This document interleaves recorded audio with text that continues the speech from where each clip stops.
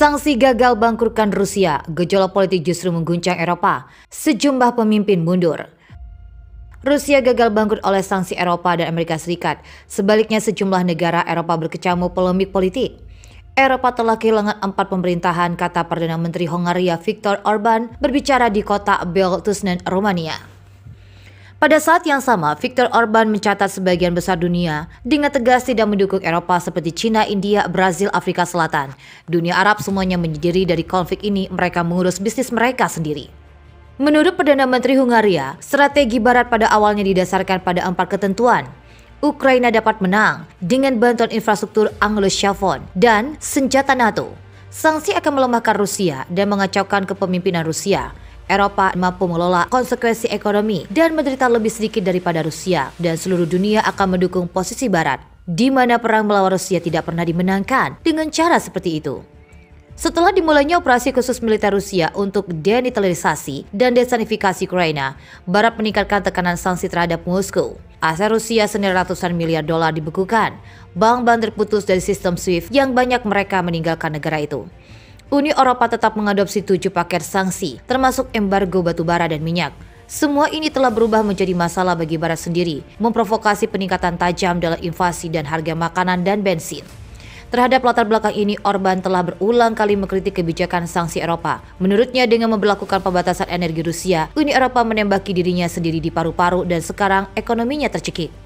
Hongaria berusaha menghindari konsekuensi negatif. Ia memperkenalkan keadaan darurat di sektor energi. Sejauh ini Menteri Luar Negeri Peter Szijjarto datang ke Moskow untuk mengasosiasikan pasokan gas tambahan.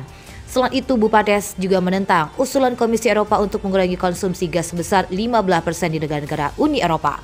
Presiden Rusia Vladimir Putin mengatakan bahwa tidak mungkin untuk memisahkan Rusia dan seluruh dunia. Itu juga menyatakan bahwa sanksi yang dijatuhkan oleh negara-negara Barat tidak akan menghambat perkembangan negaranya. Sanksi itu juga merampas akses Rusia untuk mendapatkan berbagai produk termasuk elektronik, komersial, semikonduktor, dan suku cadang pesawat. Sementara itu, Putin mengatakan Rusia harus mengembangkan teknologi dan perusahaan teknologi dengan negerinya sendiri. Menteri Keuangan Anton Siluanov mengatakan dukungan untuk sektor teknologi Rusia adalah prioritas, tetapi setiap rubel dukungan negara harus disertai dengan sedikitnya 3 rubel investasi swasta. Namun baru-baru ini, Perdana Menteri Hongaria Viktor Orban mengatakan bahwa sanksi dari Eropa tidak bisa mempengaruhi Rusia. Orban yang terpilih kembali untuk masa jabatan keempat berturut-turut pada bulan April menegaskan bahwa Hongaria anggota NATO akan menghindari perang di negara tetangga Ukraina. Melansir dari Zing News, Viktor Orban mengatakan bahwa Eropa perlu untuk membuat strategi baru untuk bergerak menuju negosiasi damai. Dalam pidatonya di Rumania, dia mengatakan bahwa Eropa perlu bersatu untuk membuat strategi baru terkait konflik di Ukraina, karena sanksi ini tidak dapat mengguncang Moskow. Orban mengatakan strategi itu jelas telah gagal. Satu persatu Perdana Menteri negara-negara Eropa justru tumbang. Dia menambahkan bahwa seluruh Eropa terancam oleh prospek resesi dan menegaskan bahwa negara itu akan mencapai kesepakatan keuangan dengan Uni Eropa. Orban telah mengatakan sebelumnya bahwa Hongaria tidak mau mendukung embargo UE atau pembatasan impor dari Rusia karena itu akan merusak ekonominya yang sekitar 85%. Ini bergantung pada impor dan gas Rusia. Diketahui Hongaria menjadi salah satu negara Barat yang dikenal menentang Eropa dalam menjatuhkan sanksi terhadap Moskow sejak perang di Ukraina dimulai. Sementara itu banyak negara di dunia yang turut meminta Rusia untuk segera menghentikan tindakannya di Ukraina. Begitupun dilakukan oleh Indonesia yang beberapa waktu lalu sempat berupaya untuk mendamaikan Rusia dan Ukraina. Pertemuan dengan Rusia dan Ukraina itu juga bertujuan untuk mencegah terjadinya krisis pangan yang memburuk sekaligus mencegah terjadinya kelaparan di seluruh dunia. Eropa dinilai sedang menderita krisis kepemimpinan karena para penguasanya tak mampu melihat kenyataan dan tidak memiliki martabat seperti halnya para pemimpin mereka di masa lalu. Kondisi itu semakin terungkap saat mereka menyikapi konflik di Ukraina, kata para ahli kepada kantor berita Sputnik baru-baru ini. Pada Kamis 21 Juli 2022, Perdana Menteri Italia Mario Draghi mengundurkan diri dari jabatannya setelah seorang anggota koalisi yang berkuasa, Gerakan Bintang 5, menolak untuk mengambil bagian dalam mosi percaya pada pemerintah. Sementara itu, PM Inggris Boris Johnson ditekan oleh para rekannya di Partai Konservatif, termasuk anggota kabinetnya sendiri, agar menyerahkan kepemimpinan partai dan meletakkan jabatan Perdana Menteri. Tekanan itu timbul karena berbagai skandal yang mendera Johnson pada bulan-bulan terakhir pemerintahannya. Pada saat yang sama, pemimpin kekuatan besar Eropa lainnya, Presiden Prancis Emmanuel Macron, gagal mengamankan kursi mayoritas di DPR Prancis.